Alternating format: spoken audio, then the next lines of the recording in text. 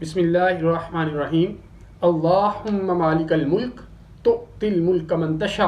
व तंसिउल मुल्क मिम्मन तशा व तुइज्जु मन तशा व तुज़िल्लु मन तशा बियदिकल खैर इन्नका अला कुल्लि शैइन कदीर। सदक़ल्लाहु मौलाना अज़ीम व सदक़ रसूलुहुन नबीयुल करीम। डियर फेलोज, आज हम जो अहम टॉपिक डिस्कस करने जा रहे हैं वो है सर्च वारंट। जैसा कि प्रीवियस लेक्चर में मैंने गुजारिश की थी कि सर्च को हम 2 लेक्चर्स में कवर करेंगे। पहले लेक्चर में हमने ये कवर किया कि कब सर्च जो है वो without getting issued search warrant की जा सकती है और कब सर्च वारंट लेना ज़रूरी होता है। आज हम दूसरे टॉपिक की तरफ बढ़ेंगे कि सर्च वारंट कब लेना ज़रूरी है। डी फेलोस, ये थोड़ा सा ट्रिकी टॉपिक है, इसको ग्रैस्प करने के लिए आपकी रैप्ट अटेंशन की ज़रूरत है। इस टॉपिक को कवर करने के लिए मैंने 5 क्वेश्चन फार्मूलेट किए हैं। पहले वो मैं आपके सामने रखता हूं और फिर 1 बाय 1 हम सीआरपीसी के टेक्स्ट से इन सवालात के जवाब लेने की कोशिश करेंगे। पहला क्वेश्चन है, what do you understand by the term search warrant. Number 2, what provisions of law deal with the search warrant. Number 3, for what purposes search warrant can be issued. Number 4, who can issue search warrant.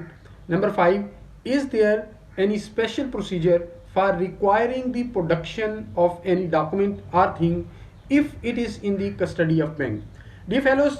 जहाँ तक पहले सवाल का ताल्लुक है कि search warrant से मुराद क्या है,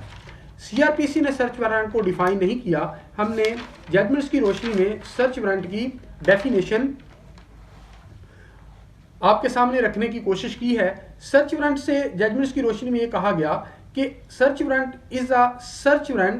is a written authority given to a police officer और other person by competent magistrate और court for the search of any place either generally और फॉर स्पेसिफाइड थिंग्स और डॉक्यूमेंट्स और for persons wrongfully detained. It is a coercive method which involves invasion of the sanctity and privacy of a citizen home or premises। ये fellow जहाँ तक दूसरे question का ताल्लुक है, what provisions of law deal with the search warrant, तो CrPC का section 94, 95, 96, 97, 98, 99, 99A, 99B और 100 इस सर्च वारंट के साथ डील करते हैं। और अगर तीसरे क्वेश्चन की बात करें, for what purposes search warrant can be issued, इस क्वेश्चन पे मैं थोड़ा सा डायलेट ओपन करूंगा और आपकी इंटेंशन भी ड्रा करने की कोशिश करूंगा। जब हम ये कहते हैं कि सर्च वारंट किन मकासद के लिए इशू किया जाता है, तो जब हम इन सेक्शंस की जो मैंने मेंशन किए इनको पेरूज करते हैं तो 4 बेसिक मकासद हमारे सामने आते हैं। पहला मकसद, फॉर प्रोडक्शन ऑफ डॉक्यूमेंट और things. Number 2, for search of a house suspected to contain stolen property or forged document. Number 3, to seize any forfeited publication, etc. Number 4, for discovery of person wrongfully confined। अब ये जो मकासद बयान किए गए हैं, ये किस तरह इशू किया जाता है, कौन इशू करता है और उसकी रिक्वायरमेंट और कंडीशंस क्या हैं और वो कौन से हालात हैं जिन हालात में ये इशू किया जाता है, हम रेलेवेंट सेक्शन पढ़कर इन सारी चीज़ों का जवाब लेने की कोशिश करते हैं। पहला जो सर्च वारंट इशू किया जाता है सीआरपीसी के तहत, वो है for the production of any document और थिंग। अब जब सेक्शन 96 को हम पेरूज करते हैं तो सेक्शन 96 ये कहता है कि अगर किसी कोर्ट ने, यानी वो मजिस्ट्रियल कोर्ट हो सकती है, वो सेशन कोर्ट हो सकती है और हाई कोर्ट हो सकती है, किसी शख्स को ये कहा था कि ये डॉक्यूमेंट या ये थिंग जो है ये इंक्वायरी में या ट्रायल में या any other proceeding which is pending before the court, उसके लिए, उसकी डिस्पोजल के लिए ये डॉक्यूमेंट या थिंग जो है वो ज़रूरी है और उसे समन किया था कि वो कोर्ट को अटेंड करे और अटेंड करने के बाद इस डॉक्यूमेंट को या इस थिंग को प्रोड्यूस करे, या किसी पुलिस ऑफिसर को ये डॉक्यूमेंट या जो थिंग है वो रिक्वायर्ड है for the completion and collection of evidence और उसने रिटन ऑर्डर के तहत ये कहा था कि ये मेरे यहाँ प्रोड्यूस करें। अगर कोई शख्स जिसको कोर्ट ने कहा था या पुलिस ऑफिसर ने कहा था,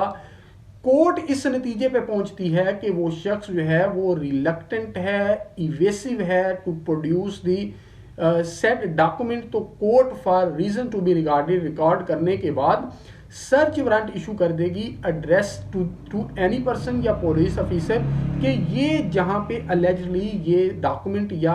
थिंग जो है मौजूद है उसको सर्च किया जाए और वहाँ से वो प्रॉपर्टी, वो थिंग या डॉक्यूमेंट जो है वो प्रोड्यूस किया जाए कोर्ट के सामने। पहला जो सर्च वारंट है वो तो इस हवाले से इशू किया जाता है। इसी के जिम्मन में एक और भी, अगर अदालत ने किसी टेलीग्राफ अथॉरिटी को या पोस्टल अथॉरिटी को ये समन किया है कि आप फलां पार्सल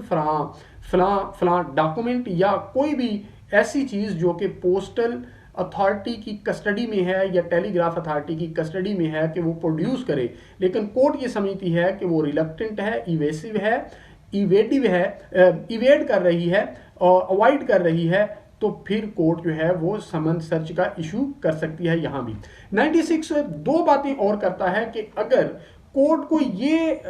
मालूम नहीं है कि ये डॉक्यूमेंट या ये जो थिंग है विच is required for the disposal of any proceeding which is pending before the court in the form of trial और इंक्वायरी या एनी अदर प्रोसीडिंग, तो कोर्ट ये समझती है कि ये जो चीज़ है ये स्पेसिफिकली कोर्ट के इल्म में नहीं है कि ये किसके पास है, लेकिन एक प्रेमिसेस के अंदर, एक लोकेलिटी के अंदर एलिजिबली वो मौजूद है, तो कोर्ट जनरल इंस्पेक्शन और जनरल सर्च का सर्च वारंट इशू कर सकती है। तीसरी सूरत यह है कि कोर्ट ये समझती है कि किसी चीज़ की जनरल इंस्पेक्शन या जनरल सर्च जो है that can be proved beneficial help for the disposal of the proceeding which is pending before the court, तो कोर्ट तीसरी सूरत यह है कि कोर्ट जनरल सर्च और इंस्पेक्शन का सर्च वारंट इशू कर सकती है। ये तो पहला पर्पज है जिसके लिए for the production of document और anything which is required in investigation, inquiry, trial or any other proceeding which is pending before the court issue किया जा सकता है। ये फेलो दूसरा पर्पज है for search of a house suspected to contain stolen property or forged document etc. इसको deal करता है सेक्शन 98। सेक्शन 98 ये कहता है कि magistrate of the first class अगर उसको कोई इंफॉर्मेशन मिली है या अपनी इंक्वायरी जो कि ही डीम्स फिट करने के बाद इस नतीजे पे पहुंचा है, and has reason to believe, इस नतीजे पे पहुंचा है कि कोई जो जगह है, जो प्रॉपर्टी है वो कंटेन कर रही है स्टोलन प्रॉपर्टी या वो यूज़ हो रही है for this purpose of selling stolen property या for as a repository for the stolen property, वो जगह यूज़ हो रही है, या इसके साथ साथ कोर्ट ये समझती है कि इस जगह पर या तो कोई फौज कॉइन जो है वो मैन्युफैक्चर हो रही हैं, या कोई डॉक्यूमेंट फॉल्स मैन्युफैक्चर हो रही हैं, या कोई सील्स 2 नंबर जो हैं वो मैन्युफैक्चर हो रही हैं, काउंटरफीट स्टैम्प जो है मैन्युफैक्चर हो रही हैं, बैंक नोट्स मैन्युफैक्चर हो रहे हैं, या coin stamps, bank notes extra, या तो वहाँ पे वो बन रही हैं या वहाँ पे उनकी खरीदो फरोख्त हो रही है, तो उस जगह को उस सस्पेक्टेड स्टोलन प्रॉपर्टी या फॉर्ज डॉक्यूमेंट्स या फॉर्ज कॉइन या काउंटरफीट कॉइन्स को रिकवर करने के लिए, सर्च करने के लिए सर्च वारंट कोर्ट जो है वो इशू कर सकती है। ये फेलोज तीसरा पर्पस इसलिए कर सकती है to seize any forfeited publication extra. इसके साथ सेक्शन 99 डील करता है। सेक्शन 99 ये कहता है कि अगर प्रोविंशियल गवर्नमेंट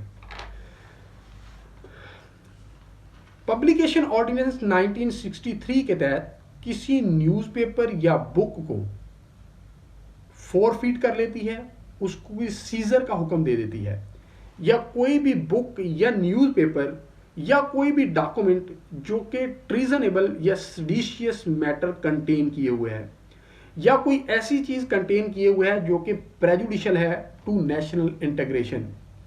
या कोई ऐसा मटेरियल कंटेंट कंटेन किए हुए है जो कि प्रमोट कर रहा है फीलिंग्स ऑफ एनमिटी और animosity among different sects, different classes of the society, या कोई ऐसा मैटर कंटेन किए हुए हैं या कंटेंट कंटेन किए हुए हैं जो डेलिबरेटली और मैलिशियसली रिलीजियस फीलिंग्स को आउटरेज कर रहा है, या कोई ऐसा मैटर कंटेन कर रहा है या कंटेंट कंटेन कर रहा है जो कि पनिशेबल है under section 123A, 124A, under section 153A, section 295A, section 298A, section 298B Pakistan penal code 1860। तो प्रोविंशियल गवर्नमेंट ऐसे सारे मटेरियल को, कंटेंट को, डॉक्यूमेंट्स को, बुक्स को, प्रेस को या जो न्यूज़पेपर है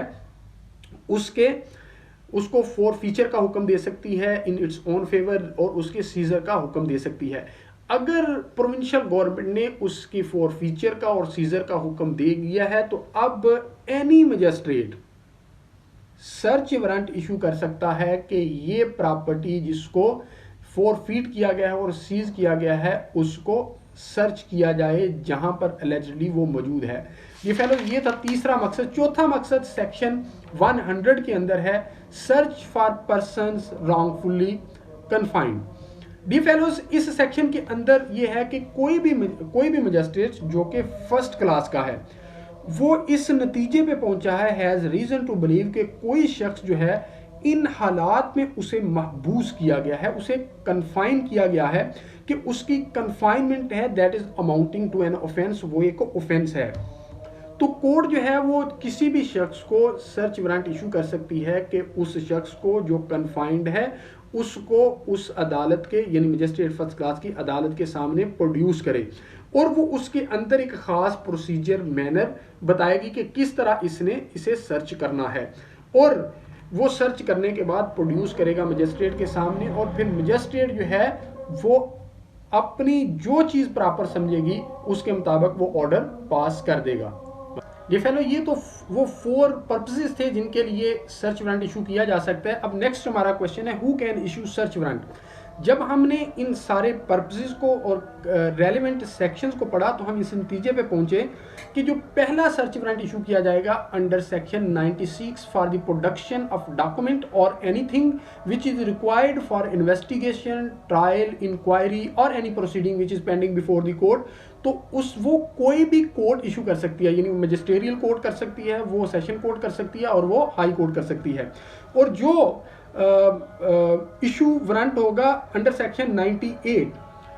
किस हवाले से, जहां पर सस्पेक्टेड है कि फलां जगह पे स्टोलन प्रॉपर्टी है या फोरफिटेड 2 नंबर कॉइन्स वहां पे मौजूद हैं, तो वो magistrate of first class issue करेगा। और जहां तक ताल्लुक है 99 का, जहां पे कोई पब्लिकेशन को फोरफीट करना है या सीज करना है, वो एनी मजिस्ट्रेट जो है वो इशू कर सकता है। और जहां पर सेक्शन 100 के लिए इशू होगा for the production of illegally confined person, वो magistrate of the first class issue करेगा। डियर फेलोज, पांचवा हमारा क्वेश्चन है is there special procedure for requiring the production of any document और thing if it is in the custody of bank. Section 94 को जब हम पढ़ते हैं कि जहां पर पुलिस ऑफिसर ये रिटन ऑर्डर पास करता है कि ये डॉक्यूमेंट्स प्रोड्यूस किया जाए for the purpose of completion of और कलेक्शन ऑफ एविडेंस, या कोई अदालत ऑर्डर पास करती है for the production of any document और anything in connection with any trial, inquiry or any other proceeding which is pending before the court। तो 94 के अंदर ये लिखा गया है कि अगर वो डॉक्यूमेंट जो in the custody of bank है तो उसके लिए ज़रूरी है कि prior permission of the session court ली जाएगी। अगर वो डॉक्यूमेंट जो है वो सेक्शंस 403, 406, 408, 409, सेक्शन 421 to 424 और 465 to 477 ए के अंदर रिक्वायर्ड है। और अगर इसके अलावा किसी सेक्शन की प्रोसीडिंग, सेक्शन की इन्वेस्टिगेशन, ट्रायल, इंक्वायरी या अदर प्रोसीडिंग में रिक्वायर्ड है तो फिर हाई कोर्ट से परमिशन लेनी पड़ेगी अगर वो डॉक्यूमेंट बैंक की कस्टडी में है। डियर फेलोज, ये था सर्च वारंट जो मैंने आपके सामने रखा। मैं उम्मीद करता हूं कि आज की वीडियो आपको पसंद आई होगी। अगर आज की वीडियो आपको पसंद आई हो तो बाबुल इल्म लॉ अकेडमी यूट्यूब चैनल को सब्सक्राइब जरूर कीजिएगा और हमारी इस वीडियो को लाइक जरूर कीजिएगा। अल्लाह ताला आपका हामी नासिर हो। बहुत शुक्रिया।